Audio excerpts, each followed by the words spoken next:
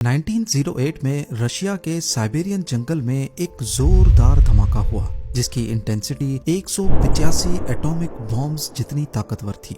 इस धमाके की वजह से एक ही झटके में 8 करोड़ दरख्त या फिर 5 लाख एकड़ जंगल की जमीन राख बन गई। मगर जब साइंटिस्ट वहां पहुंचे तो किसी किस्म का कोई क्रेटर नहीं मिला।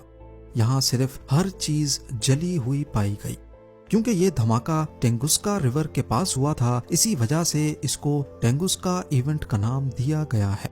लोगों ने बताया कि 30 जून 1908 सुबह 7:15 पे आसमान से एक फायर बॉल गिरते हुए देखा गया और उसके बाद सेंट्रल साइबेरिया में एक जोरदार धमाका हुआ। लोगों ने आसमान में एक चमकदार रोशनी देखी और उससे निकलने वाली गर्मी इतनी तेज कि लोग बेहोश हो गए।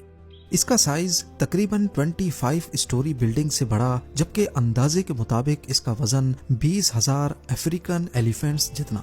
लेकिन फिर भी ना ही क्रेटर मिला और ना ही कोई मलबा। रशिया ने पहली साइंटिफिक टीम साइट पे 1927 में भेजी, यानी इस वाक़े के 19 सालों के बाद। रिमोट एरिया और मुश्किल रास्तों की वजह से उन्हें वहां पहुंचने में कई साल लग गए। वहां पहुंचकर जो उन्होंने देखा वो काफी हैरान कुन था। पेड़ सर्कल में फ्लैट हो चुके थे, जैसे किसी ने ऊपर से धमाका किया हो, मगर सेंटर में पेड़ सीधे खड़े थे बिना ब्रांचेस के। सालों से लोग थ्योरीज दे रहे हैं। सबसे ज्यादा मानी जाने वाली थ्योरी ये है कि ये एक एस्ट्रॉइड था जो हवा में ही फट गया। दूसरी थ्योरी ये है कि ये एक आइस कॉमेट था जो पूरी तरह से वेपोराइज हो गया। कुछ लोग कहते हैं कि ये रशियन एटॉमिक एक्सपेरिमेंट भी हो सकता है। ये जो भी था उसने जमीन को हिट नहीं किया बल्कि हवा में ही फट गया। साइंटिस्ट्स इस फिनोमेनन को एयर बस्ट कहते हैं, यानी ये जमीन तक पहुंचा ही नहीं और उससे पहले ही हीट और प्रेशर की वजह से फट गया।